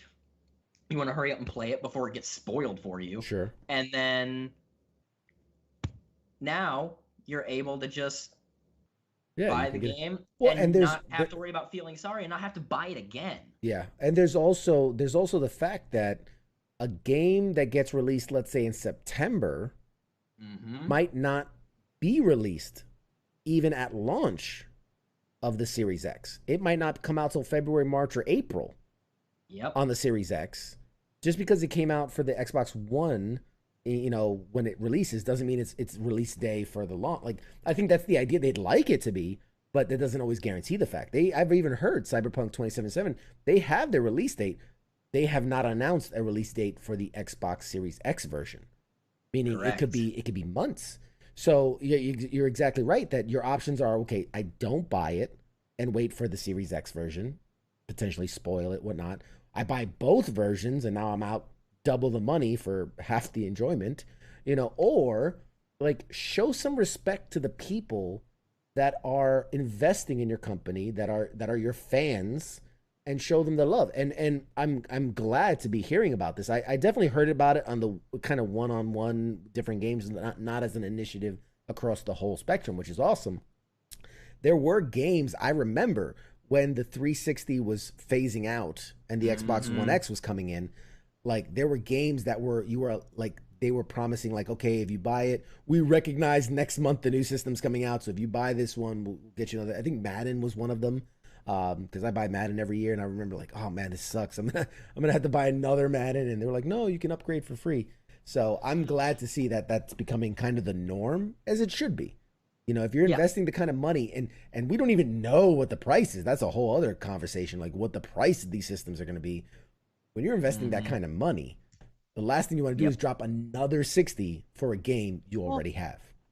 I know. I got The Last of Us. I have an old PS4, man. Like the graphics are not great on it. I run an old ass TV, like all of it, and the game looks amazing. Like the water actually ripples as they walk and all that. But man, I would love to see it on the new PS5 with a better TV as well. I can only imagine how amazing it's gonna look because it's Ray tracing? stellar. Yeah, ray tracing. You Like, gotta get one of those new 8K TVs, man. That's gonna be all the rage here in a minute. I have like a 720, man. It's old. It does the trick. You got like a I'm CCTV? PC Master Race. I do everything on my PC. I am rarely on the TV.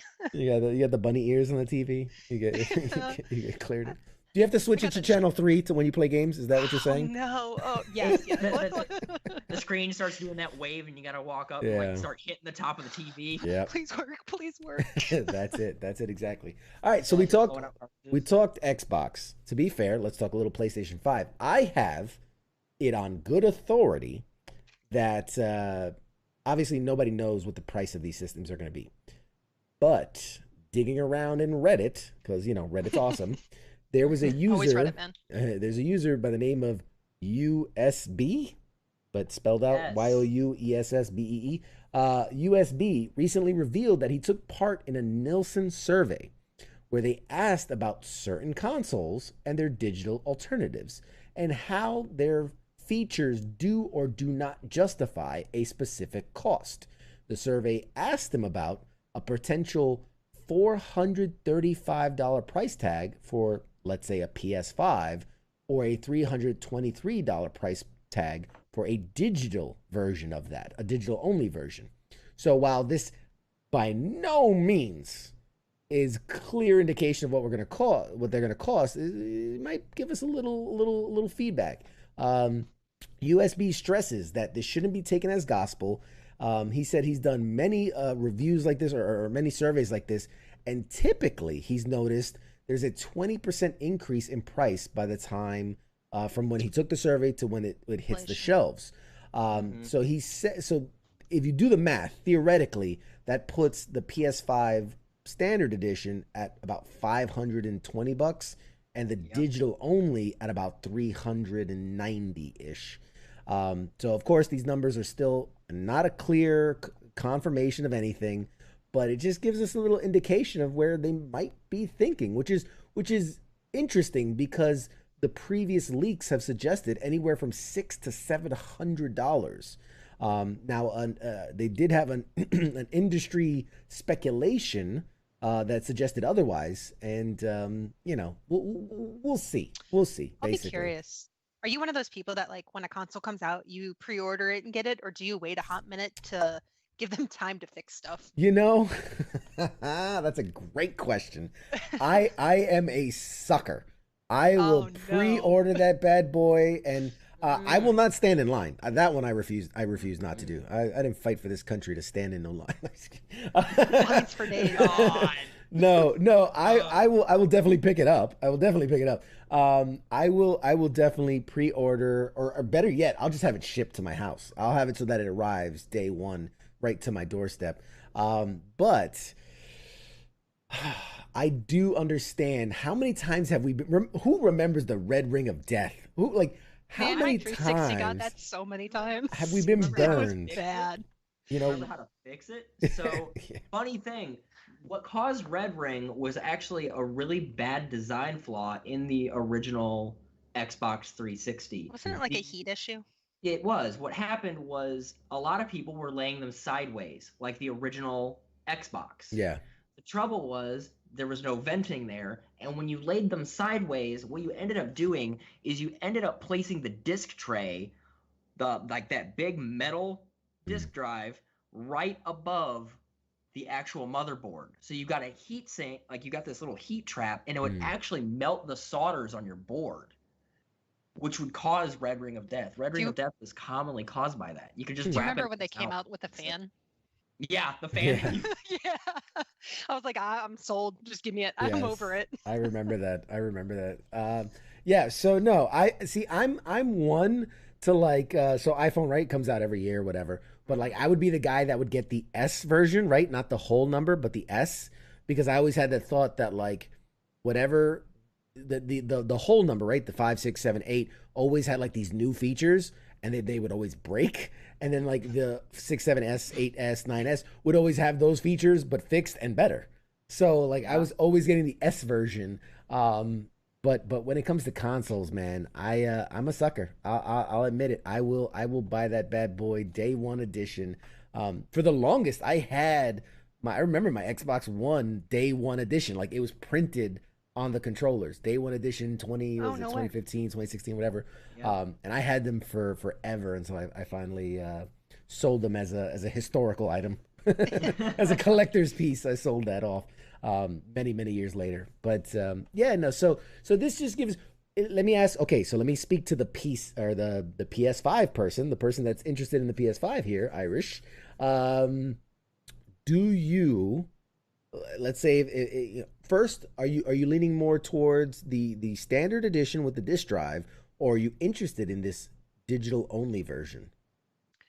Honestly, man, with being so PC Master Race, like I can't see me getting it just because my PS4 still works. Like I would rather drop my money into my PC. Not a and true then- gamer. Not a true gamer. Yeah, it's just that's too much money, man. I would rather drop it into a PC. But at the same time, I would love to see like it all depends if they do not cross platform.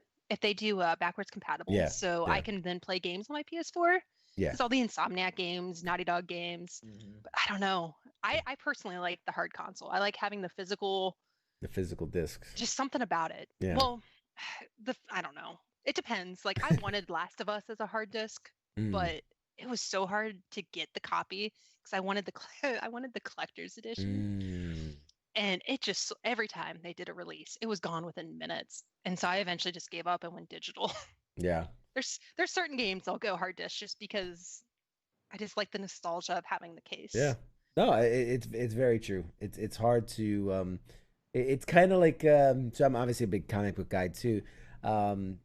There's nothing that's ever going to replace the feel of that comic book in your hands. Like you can have all like there's great $9.99 gets you like the entire Marvel library ever subscription service. You can read any comic from any time ever. But there's just something about having that physical paper in your hands, the smell, the texture of it. So I definitely think like I'm big into digital gaming, but there is something kind about having the physical versions. It also, I don't know how often you move, but I've moved like 7 times in 10 years or something crazy. And between just books and games and stuff, that it adds up and weighs a lot to the charge of moving stuff across the country. Yeah. I've learned that lesson. Michael in the chats, he said, I waited until the newer Switch came out to buy one. Yeah, see, I actually bought that one new. Yeah, it depends. Some do, some don't. You know, like that's the crazy thing with it. It's like the perfect traveling companion, though, man. I would sit at the airport and have that thing plugged in and just sit there and game. Oh man, there's nothing about like you gotta love that mobile gaming. Something that you can just take and go. How disappointing the PS was it the Vista was it the Vista The PS Vita. Vita that was it. Man, it had so much promise, It should have been so much better, and that's a shame. I'm actually disappointed a lot in the Switch. Like, have the way you have to have it in the console in order to play. Like, I shouldn't have to do that. I should be able to hold it and have the ability to go on TV at the same time. That's a good point. I can't argue Gaming with that. 101, man. Come on now. Well, that was like, remember it was the Wii. The Wii, was it the Wii U? Yeah. That had the screen, Yes. and you were holding it, and you were interacting with it. Like, It was fantastic. that was kind of the whole thing. I mean, anyway. I whatever. honestly got the Switch in hopes that a new Pikmin would be released, or they'd remaster, and they've just like completely ignored it. It's broken my heart, man. No I was Olimar so for you. Yeah. Nope, I just wanted to play, man. I love that game. Pikmin, the PlayStation equivalent to a Pikmin, I've always felt is was it Oddworld's Abe's Odyssey? Dude, that game is Yes. infuriating. That game is very infuriating. But they've announced a new one. The PS5 is gonna Oh, get did they? a new one. Oh, Yeah, buddy. there's gonna be a whole new generation of gamers finding the absurdity Welcome to a different and level of rage. nightmare-ish. Yeah. That game, I remember as a kid, man. That game gave me nightmares. That was some jacked up stuff, man. Oh, yeah. I was ahead of its There were time. some scenes that I was like, did they really? Okay, Yeah. all right. Oh, for sure, for sure. So I do. Ooh, Batman. Yeah, I want to Batman, talk yes. Batman. No, no, I want to no. talk Batman for you. And there's a lot of speculation, a lot of wild speculation because obviously the Arkham franchise was phenomenal. I mean, just game changer and really, really great game, storytelling wise, play wise, everything. And they moved away from it, right? They dovetailed it. They said, all right, that's it. We're done. We're moving on. There are rumors that a new Batman game is coming. So we and I've talked about it before in other rumors that we've heard about the game, but I got some new rumors, so I'm going to update the audience here that according to a report by Casey Walsh, who's the editor-in-chief of this little geeky website called Geeks Worldwide, the upcoming Batman game will include a nemesis system similar to the one that was popularized by the adventure action title Middle-earth: Shadows of Mordor. For those that don't know, that game, was awesome. 2014 was released originally on the PS4 and then eventually came over to the Xbox where I played it. AAA title based on Lord of the Rings mythology. But what was remarkable, the game was okay, more or less, but what was remarkable about this game and the follow-up is this nemesis system. The idea that you fight a randomly generated ogre or war thing, whatever it is. Any enemy. But the idea is that, like, if you kill it, all right, that's it. It's dead. Move on. You find something else. But if they got away, if they lived to tell the tale, if they somehow escaped or got away, or you didn't finish the job, or they killed you, whatever, you develop this nemesis. They level up as a character. They like the story continues. You build a rivalry with this person. And I remember So genius. Yeah, and then in the sequel, like they even like I remember it's like if you shot an arrow into the guy's eye and he survives, and then it's like the next time you see him, he's like Kumar the one-eyed warrior. Like it generated. It's almost like a history. It's immersive. This person has a history now. You have a history with this thing. Amazing, amazing idea. I love the idea behind it. So the idea that the next Batman game can use a very similar system where, let's talk low level. Let's just start out low level. These are just thugs, right? Just some random pickpockets or muggers or whatever. And for whatever reason, Batman doesn't finish the job or he puts them away and they break out, whatever. But that they kind of level up. They work their way up the ranks of the different gangs and you build a history. You build a rivalry with these people. But then let's take it next level. You know, the rogues gallery, right? The Penguin, the Riddler, Bane, whoever, but that every time you fight them throughout the game, they kind of level up. They remember the last battle. You know what I mean? Like they how you beat. Oh my God, what if how you beat them the first time they've learned and now you can't use that technique again, right? That Now That you would have be to. so evil. That was actually something they did partially implement in the original Shadows of Mordor. It was not uncommon for someone to not even unlock the extra areas and already have an enemy who is effectively unkillable because he's become immune to every ability that you have at that point in the game. Yep.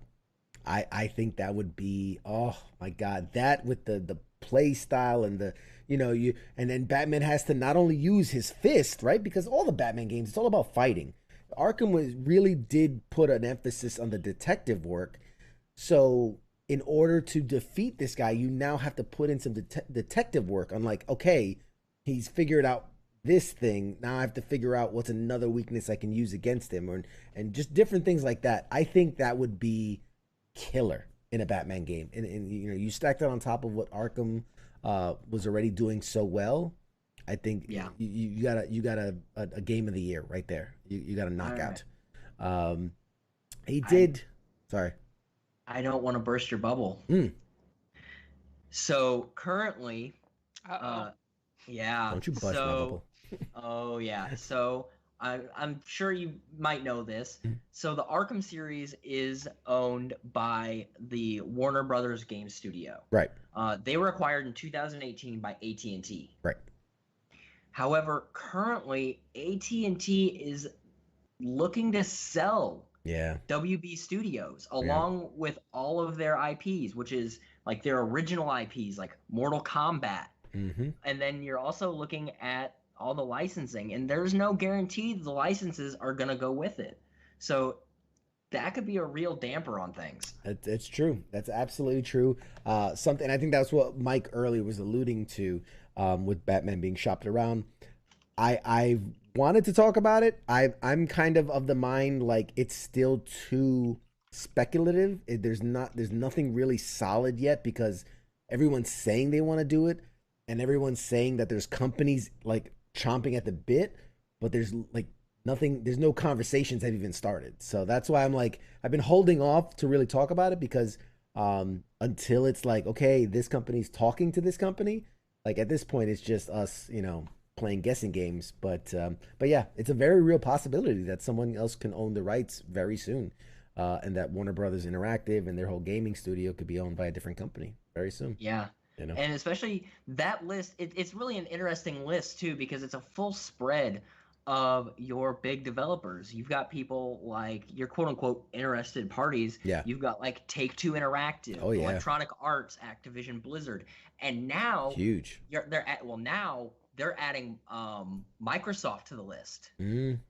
Yep, that was the latest. Yeah, I read that same thing. The latest is that Microsoft is interested in these properties, which can open the door for all types of huge implications. Imagine a Batman game that's Xbox exclusive. Ooh. Sony's got Spider-Man.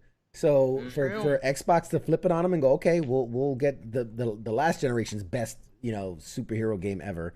Yeah. Not just that, but Lego. Lego, that's a huge IP. Huge Yeah. IP. It has been like what 600 Lego games at this point.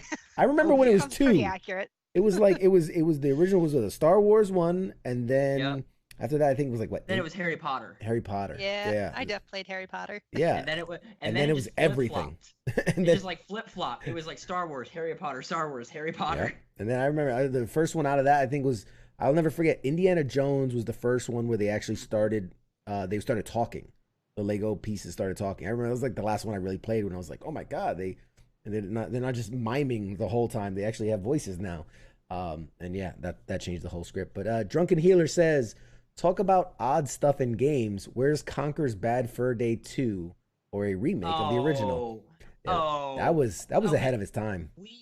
That was very ahead of its time. But here's the thing: is the Conker's IP was a Nintendo IP. Mhm. In today's climate, I could not see Nintendo pushing out another Conker's game. Mhm. That game was controversial when it came out. I cannot see in today's social climate Nintendo of all studios Yeah, since Nintendo's not the pushing Yeah. out another Conker's They're game. gonna play it safe. If say, I don't know, Microsoft or Sony decided they wanted to try to get that IP and do that, that would be a possibility. But we all know that Nintendo loves to hold all their IPs Mhm. close to the chest. Even if they're not love using to it. keep their and they love to keep their licensing agreements. They Yeah. will keep it Yeah. until the end of days. It's that spoiled child that's like, no, you can't play with my toys. I'm not playing with it, but no, you can't play with it either. Exactly. That's exactly what they are. Hey, we're getting close to the top hour. I want to get your take, guys, real quick on this story because I don't know how to feel about it. I'm at a loss. Obviously, you guys stream. You're part of that community. Arguably one of the biggest streamers in the industry is Dr. Disrespect, right? Mhm. Everybody knows him in the streaming world. He's the face of so many products, so many brand deals. At this point, he's not even a person anymore. He's like a business. He's a mascot for a business. He's an icon. He's an icon in the streaming industry.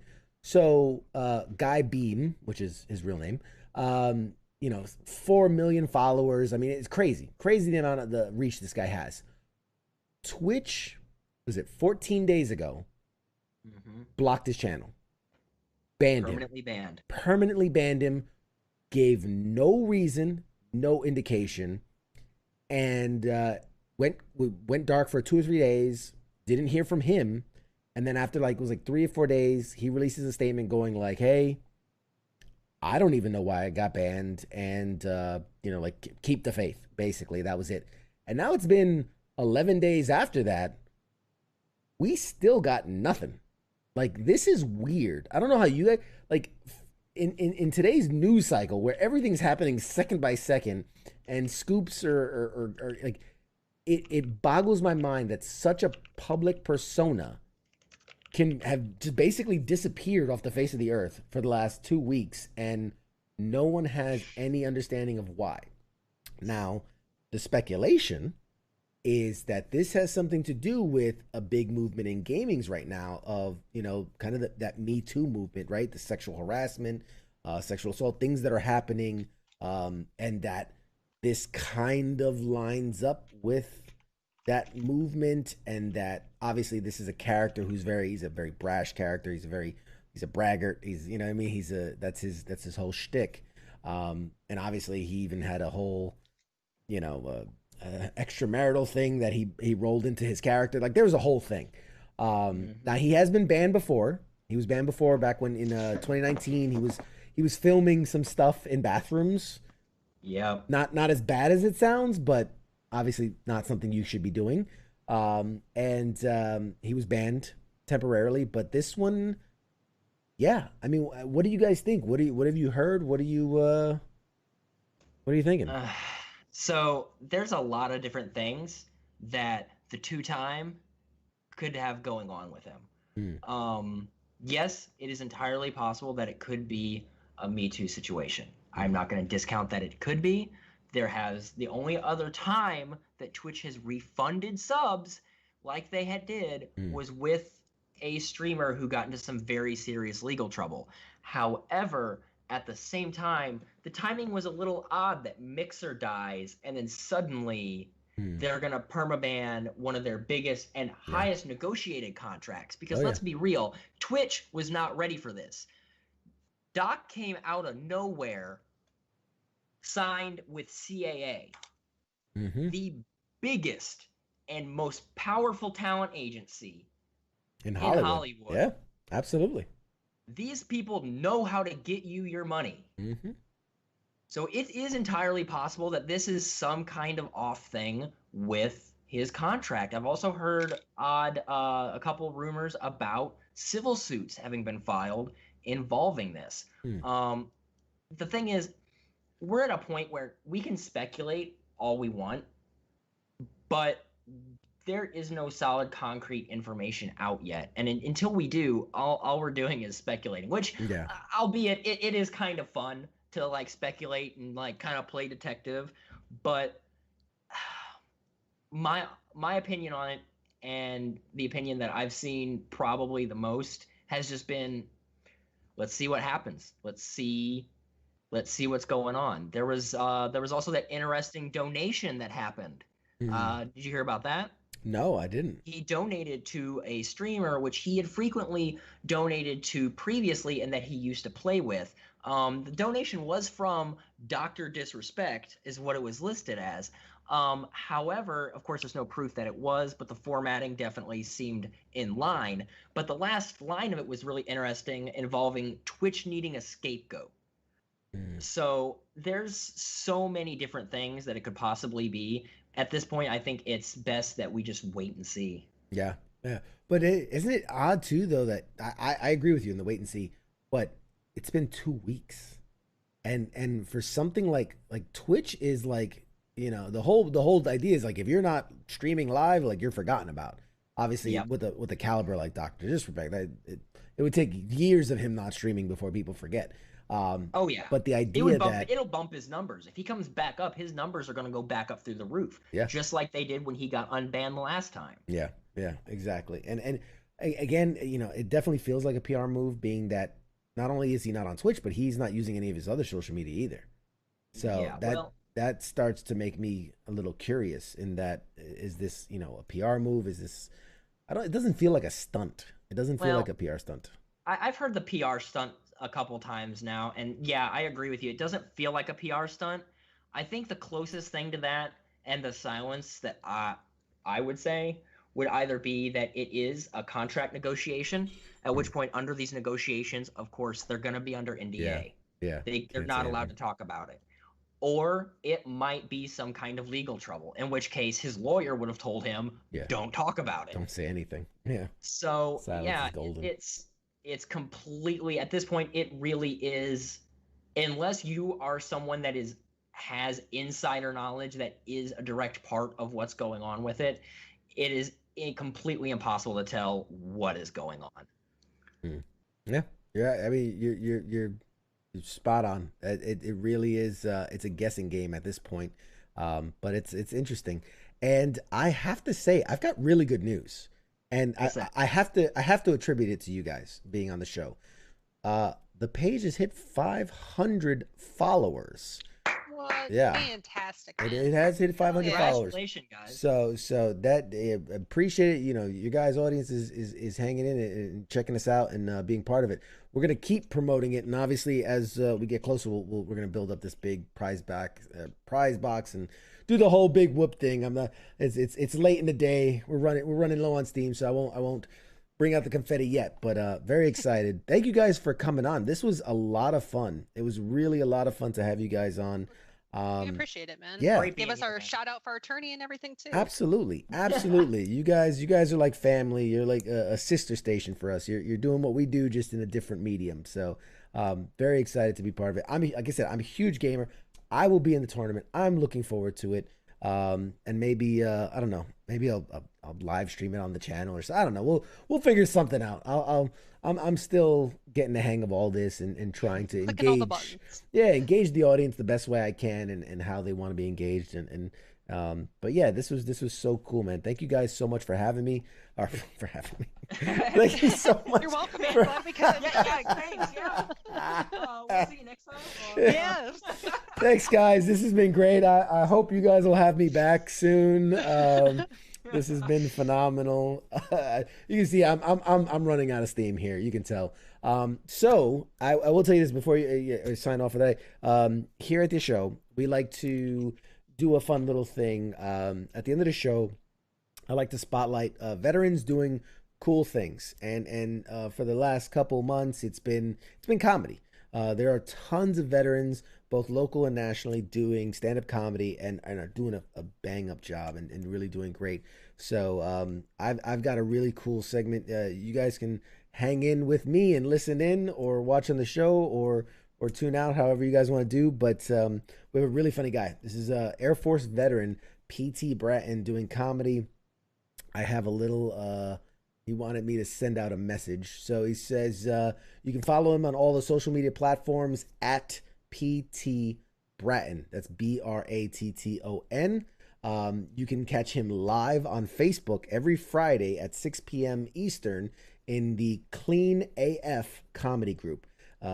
He's a big proponent of clean comedy because he's also a pastor. So this is a lot of fun. Thank you guys again for being. We'll see you guys next week. Hang in and watch the comedic stylings of P.T. Bratton. See you guys next week. Shots. Cookout season is over. Now, don't get me wrong. I like cookouts. I do. However, I don't like cookouts with us. There's some people laughing in the back. You know what I'm talking about? With colored folk. I don't like cookouts with colored folk because with y'all, it's okay. If y'all say 4 o'clock, it's going to start at 4 o'clock. It's probably going to end at 6. You want to have your little plastic containers ready for, here's your to-go, right? I don't remember the last time I went to a colored cookout that started on time. I mean, if they tell you 4 o'clock, you might want to show up around 6:30. I'm just saying. If you show up at 4, you better be ready to help out, all right? You're going to show up at 4, the grill ain't going to be on, the meat ain't going to be thawed, and they're going to ask you to go get ice. That's what's going to happen if you show up at 4 o'clock. I mean, when you come in that house at 4, if it's supposed to start at 4, in my mind, I just think that something should smell like it's cooking. Like, put some onions in a pot or something. Like, I come in the house, you coming downstairs, you got rollers in your hair, slippers on your feet, you ain't took your shower yet. I'm like, what is going on? So now, as a good Christian that I am, I feel compelled to ask you if you need some help. I really don't want to help you, but I feel like I have to ask you if you need some help. And when I ask you if you need some help, you're like, oh, child, yes. In the corner over there, I got a sack of potatoes. I'm like, hold tight. What are we making with a sack of potatoes? Because nothing about a sack of potatoes says instant. You know what I'm talking about? Like, if this is going to be potato salad, we got a problem. I'm just saying. So I'm PT Bratton, and the PT actually stands for Pastor Ty. And I started going by PT because Ty is actually short for Tyrone. And you already know with the name like Tyrone, it can present some problems, you know. Because of Dave Chappelle, everybody, when they hear Tyrone, they just think criminal or crackhead. That's what they think. That's reason number one. Reason number two, it's hard to get a job with a name like Tyrone. I see reason number one. I actually met a white Tyrone one time. I said, man, it must suck to be you. You got to attach a picture to your resume. I'm just saying.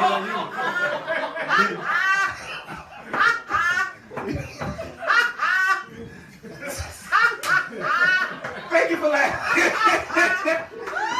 Life is better when you laugh it off. See, my roof started leaking about a week ago, and my mantra is like, just laugh it off. So instead of getting stressed out about it, I remember my mother-in-law stays in that room. I just laughed it off.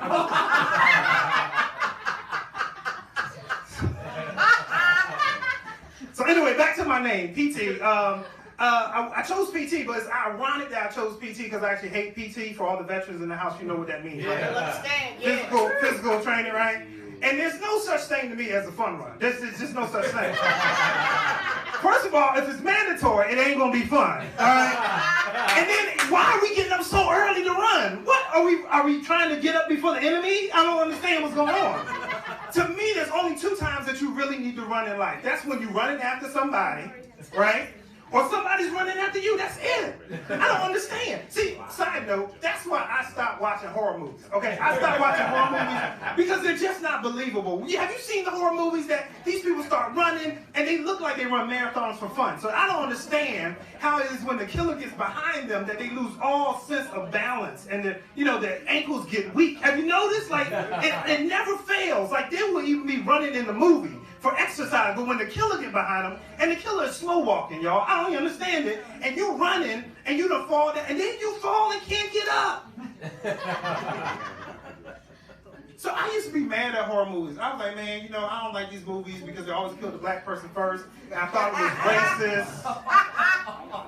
was racist. But then I realized it's not racist, it's real. It's real. Let me tell you what I'm talking about. They understand that if you don't kill the black people first, you ain't gonna get us, okay? Because if somebody gets stabbed, we're not even waiting for the body to hit the floor. We out.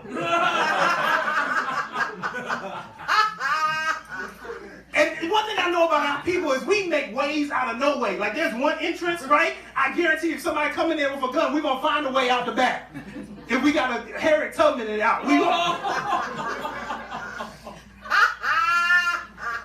That's why all my friends are fat. I might not be first, but my show ain't gonna be last.